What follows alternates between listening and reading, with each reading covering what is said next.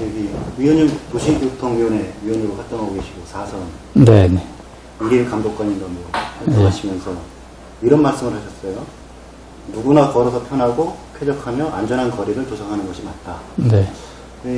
참 좋은 말씀이신 것 같은데 네. 그에 대한 구체적인 부연 설명 좀 간단히 부탁드립니다. 근데 이제 도로는 일정 기간이 끝나면 보수하고 또 관리하고 이렇게 해야 이제 그 교통 약자들 또 보행 편의 도시 이렇게 이제 되는 건데 어쨌든 시에서 이제 그 도로 교체 공사를 하면 쓸데없이 돈만 낭비한다 이런 불신이 많았잖아요. 그래서 이제 이 보도블록에 대한 불신을 좀 해소하는 그런 좀 기회를 가져야 되겠다라는 생각으로 명예감독을 직접 맡게 됐습니다. 그리고 이제 두 번째는 그 제가 이제 의장 재임 시절에 제가 이제 아파트 10층에 사는데 13층에 사는 젊은 주부가 그 아이가 셋이에요.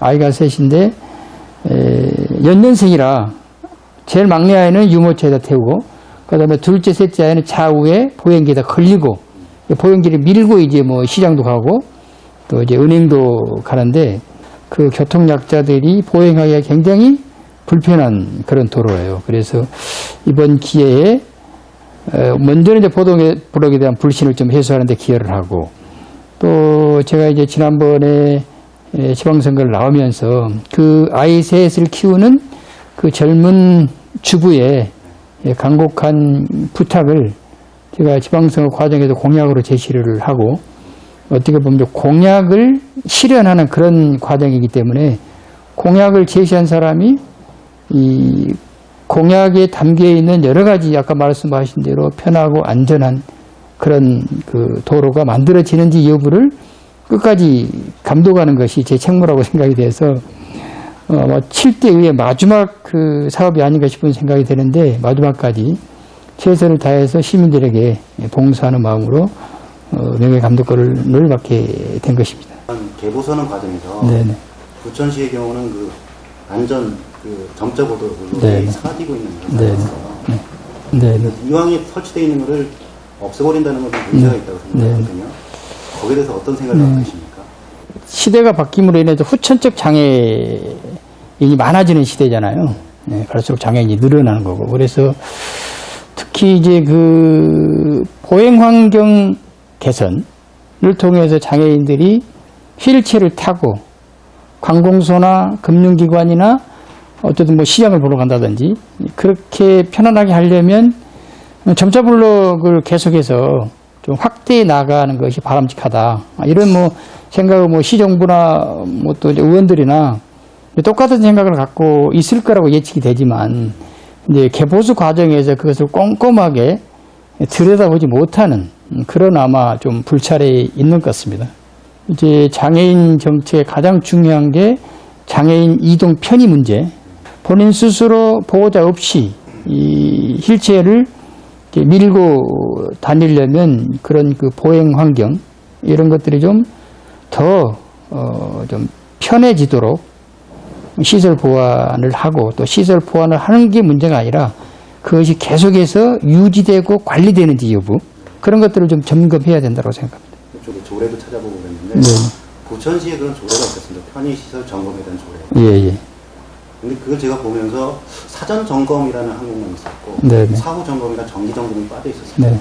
4월달에 오히려 이게 그렇습니까? 개정된 게 아니고 폐기가 됐어요. 그래요? 네.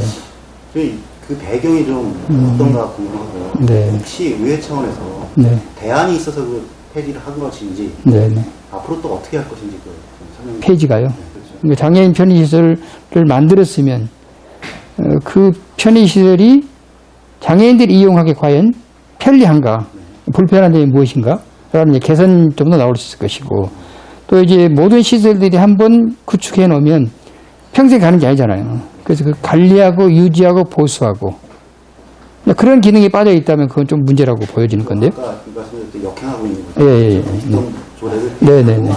오히려 사후 점검 관리까지 다 하셔야 된다고. 그렇죠. 그거하고 반대로 가니까 네. 문제가 있다는 얘기요. 앞으로 좀 반영될 수 있도록. 오늘 장애인 문화복지신문과 인터뷰를 통해서 그게 왜 폐지됐는 것인지 좀 확인을 해보도록 하겠습니다. 감사합니다. 네, 네, 네. 소사로에는 뭐 정자구도를 이제 국제 규격에 맞게 네. 설치하신다고 그랬는데 네, 네. 그 포함해서 편의 시설에 대한 네. 견해가 있으시나요? 네.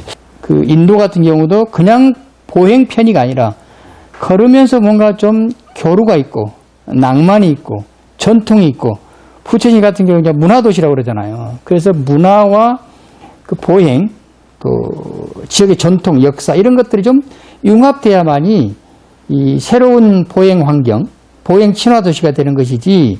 그런데 이런 것들에 대한 변화의 흐름을 공사를 발주하고 있는 회사나 또 관련 공무원들이나 이런 분들이 뭔가 좀 더 꼼꼼하고 또 시민들이 바라는 요구를 이렇게 담아내서 그것을 공사를 하면서 집행하면서 점검하고 확인하고 해야 되는데 그 시스템이 잘 안 돼 있어서 이제 제가 이제 서울시 보도블록 10개명 그 다음에 서울시장이 세계 5대 혁신 도시 시장으로 선정이 됐어요.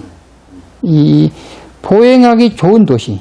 그러니까 장애인들이나 노약자나 사회적 약자가 보행하기 편한 인도를 만드는데 기여를 많이 했다. 그 부분이 아마 혁신 세계 5대 도시 시장으로 선정된 이유가 아닌가라고 생각이 되어서 저도 이제 소사로 공사를 하면서 이 경계턱이 5cm 정도 높으면 이 교통약자가 어떻게 이걸 이용을 하겠느냐. 그래서 내리라고 그랬어요. 낮추라고. 그랬더니 두 번째는 한 2cm 정도 또 남겨놓고 턱을 이제 공사를 개봇을 했더라고요. 또 가서 얘기를 했더니 세 번째 공사에는 한 1cm 정도 또 여유를 남겨놓고 공사를 했더라고요. 개봇을. 그래서 이 1cm를 왜 남겨놨냐고 물었더니 이제 비가 많이 오면 그 인도를 통해서 차도를 통해서 인도로 이제 비가 쏠림 현상이 있기 때문에 그걸 방지하기 위해서 1cm 정도를 남겨놨더라고요. 대체적으로 보면 도로에 흐르는 물이 경계색이 수평이 돼도 그 도로에 있는 물이 인도로 안 넘칩니다. 그렇죠. 그렇잖아요. 상식적으로 봐도. 그래서 네 번째 지시를 해서 수평하고 경계턱을 맞춘 거예요. 오전에 그 공사 구간을 쭉 돌아봤습니다. 돌아보고 체킹한 게 뭐냐면 이 경계석이 아직도 높다. 이걸 제가 그 주무 팀장한테 이제 지적을 했습니다. 이제 행정사무감사를 6월달에 끝났잖아요. 그래서 내년 1월 업무 보고 때 어쨌든 이제 소사로가 209억 원이 들어가는 막대한 공사입니다. 그래서 저는 이제 그 서울시 공무원들이 우리 시의 소사로를 벤치마킹하는 도로로, 그러니까 세계에서 가장 보행 편한 도로, 교통약자들이 보행하기 편한 도로, 보행 친화 거리를 이제 조성할 그런 계획으로 갖고 있는데, 이게 그러니까 국제 규격에 맞는 대한민국의 가장 인도가 잘 조성된 공간, 소사로 정비 사업을 지금 감독하고 있습니다. 네. 시가 연말에 공사하는 것은 예산을 쓰기위해서 공사하는 게 아니고 시민들이 보다 더 편리하게 걸을 수 있도록 하기 위한 방안이라고 생각을 하고 보도블록에 대한 편견, 불신, 불만을 좀 해소해 줬으면 고맙겠다는 말씀을 드립니다. 네.